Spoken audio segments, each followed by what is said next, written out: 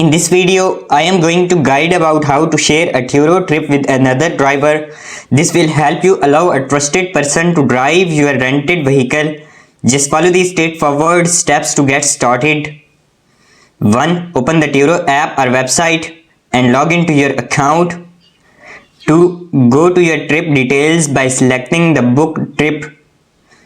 3. Look for the option to add a driver or invite another driver. 4. Enter the other driver's details including their name and email. 5. The invited driver will receive a request to verify their eligibility. 6. They must complete the verification process as per Turo's requirements. 7. Once approved, they will be added as an additional driver for the trip. Your trip is now shared with another driver. The additional driver can now legally drive the Turo rental. Make sure they meet all Turo requirements to avoid any issues.